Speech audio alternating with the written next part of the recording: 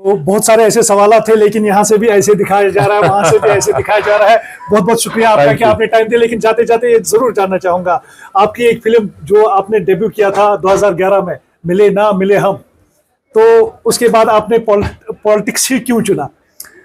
Movies अगर आप देखेंगे तो आपको पता चल जाएगा कि मैं मूवीज के लिए कभी बना नहीं था, because I did really bad in that and I realize eventually politics में ही आना है। यहाँ से क्या है, वो रील का एक अलग पर्दा होता है, बट जो रियल लाइफ में जब आप लोगों के लिए कुछ कर सकते हैं तो वो आपको ज़्यादा संतुष्टि देता है, और उसी सोच के साथ मैं यहाँ पर आया। बहुत बहुत हमारे साथ में चिराग पासवान जी है। अगरचे इनके पिताश्री का काफी ज्यादा गहरा नाता यहाँ पर कश्मीर के साथ रहा है। चिराग पासवान मेरे ख्याल से पहली बार आज कश्मीर आ रहे हैं। मैं पिताजी के साथ तो कई बार आया हूँ, बट हाँ, प्रधानमंत्री जी ने जो नई जिम्मेदारी केंद्रीय मंत्री की दी है, एज अ मंत्री पहली बार आ रहा हूँ। आपका काफी ज्यादा वालिहाना इस्तकबाल यहाँ पर हुआ, काफी ज्यादा लोग आपके पास आए थे। आप मुझे बताइए कि कहीं एक आपके पिताश्री के भी हमने इवेंट्स कवर किए हैं, उनके साथ में इतने लोग नहीं हुआ करते थे, लेकिन आज आपके साथ में काफी ज्यादा लोग हमने देखा। कैसा लग रहा है आपको कश्मीर आकर? देखिए, ये मेरे नेता, मेरे पिता आदरणीय रामविलास पासवान जी का एक विशेष लगाव हमेशा से रहा है जम्मू कश्मीर, यहाँ के लोगों से। और बचपन में मुझे अक्सर याद है कि गर्मी की छुट्टियों में मैं मेरे पूरे परिवार के साथ आता था। आने वाले दिनों में जल्द पूरे परिवार को भी लेकर आऊँगा यहाँ पर। आज तो मंत्रालय के काम से आया हूँ तो इसीलिए, बट हाँ, यहाँ के लोगों का प्यार, उनका आशीर्वाद हमेशा मुझे मिलता रहा है। हमारी पार्टी ने भी हमेशा प्रयास किया कि ज़्यादा से ज़्यादा लोगों की यहाँ पर जिनकी जो समस्या हो उसकी मदद कर सके। हमेशा माध्यम बनने का मैंने प्रयास किया केंद्र सरकार और यहाँ के लोगों के बीच में। दिल्ली में भी अक्सर हमारी पार्टी के, हमारे प्रदेश अध्यक्ष हों, हमारे प्रदेश यूनिट के लोग, उन सब के माध्यम से कई डेलीगेशनों से लगातार मैं मुलाकात भी दिल्ली में करता रहा हूँ, और उनकी समस्या का समाधान करने का भी मैंने हमेशा प्रयास किया है। मुझे लगता है इसी कारण लोगों का विश्वास भी मुझ पर हो, मेरी पार्टी पर हो, मेरे पिता पर हमेशा रहा है उनका विश्वास। धीरे धीरे काफिला बढ़ता जा रहा है, खुशी होती है। सर, जानना चाहेंगे कि क्या मेन दौरे का मकसद यहाँ पर? The main purpose was definitely concerning my ministry, food processing industries. आज उनकी एक रिव्यू मीटिंग थी, यहाँ पे बैठक थी। जो स्कीम्स हम लोग यहाँ पर चला रहे हैं, माइक्रो एंटरप्राइजेस को लेकर हो या फिर एसएसजीज को लेकर हो, जितने यूनिट्स हम लोगों ने यहाँ पर चलाए हैं उनकी क्या प्रोग्रेस है, उसको लेकर हम लोगों ने पूरी तरीके से रिव्यू किया। क्या उसमें किसी तरीके की कोई कठिनाई आ रही है, कोई समस्या आ रही है, उसका कैसे हम लोग समाधान कर सकते हैं, उसको लेकर। और एक लंबी मीटिंग रही, हम लोग की डिपार्टमेंट के तमाम लोग वहाँ पे मौजूद थे, कई नए सजेशंस भी आए। And I was really happy to see some success stories, कुछ ऐसे यंग एंटरप्रेन्योर्स जिनको स्कीम का लाभ हुआ, और आज देश में ही नहीं दुनिया में ऑनलाइन के माध्यम से वो लोग अपने प्रोडक्ट्स को सेल करने का काम कर रहे हैं। एंड ना सिर्फ उन्होंने खुद को एम्प्लॉयमेंट दी, बल्कि 10-15 और लोगों को भी वो रोजगार दे पा रहे हैं।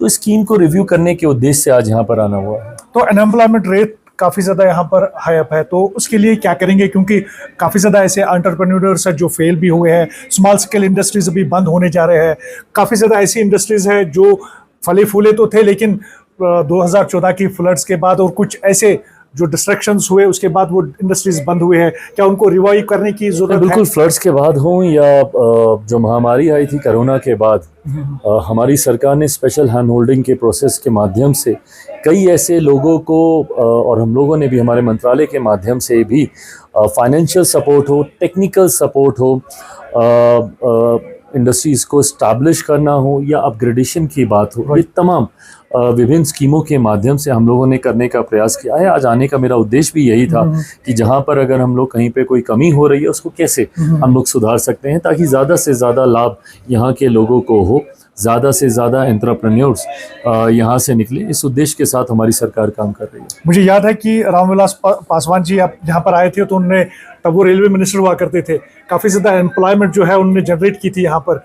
आप क्या करने जा रहे हैं कश्मीर आकर? बिल्कुल, मेरी भी सीमाओं में रहकर जितना मैं कर पाऊंगा कलेक्टिवली, सरकार की भी यही सोच है, हमारी केंद्र की सरकार, हमारे प्रधानमंत्री आदरणीय नरेंद्र मोदी जी की ये सोच है कि सिर्फ जॉब सीकर्स ही हमारे युवा नहीं रहे, जॉब गिवर्स भी हों, वो एंटरप्रेन्योर्स बनकर और लोगों को भी रोज़गार दे सकें। ये सोच भी हमारी केंद्र सरकार रखती है। उस दिशा में अलग अलग विभागों के माध्यम से, कई स्कीम के माध्यम से, भले वो स्टार्टअप्स हो, नए इनोवेशंस हो, नई सोच को सामने लाने की बात हो, ये तमाम अलग अलग विभागों के माध्यम से भी हम लोग कर रहे हैं। मेरे मंत्रालय का भी इसमें एक अहम योगदान है। फूड प्रोसेसिंग यूनिट के माध्यम से गांव-गांव तक, और एसएचजीज को जब हम लोग हेल्प करने की बात करते हैं तो सोचिए गांव में रहने वाली ऐसी महिला, उसकी भी हम लोग हैंड होल्डिंग, और ना सिर्फ हैंड होल्डिंग, ना सिर्फ technical support, even financial support भी हम लोग प्रोवाइड कर रहे हैं। इसकी अवेयरनेस ज़रूर हम लोग को और क्रिएट करने की ज़रूरत है, जो आज हम लोगों ने चर्चा की। बट हाँ, आने वाले दिनों में मुझे लगता है इसको और मजबूती से हम लोग इम्प्लीमेंट कर पाएंगे।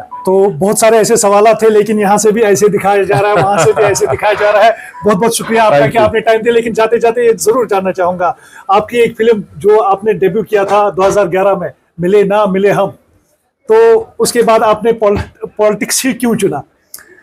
मूवीज अगर आप देखेंगे तो आपको पता चल जाएगा कि मैं मूवीज के लिए कभी बना नहीं था, because I did really bad in that, and I realize eventually politics में ही आना है। यहाँ से क्या है, वो रील का एक अलग पर्दा होता है, बट जो रियल लाइफ में जब आप लोगों के लिए कुछ कर सकते हैं तो वो आपको ज़्यादा संतुष्टि देता है, और उसी सोच के साथ मैं यहाँ पर आया। बहुत बहुत शुक्रिया।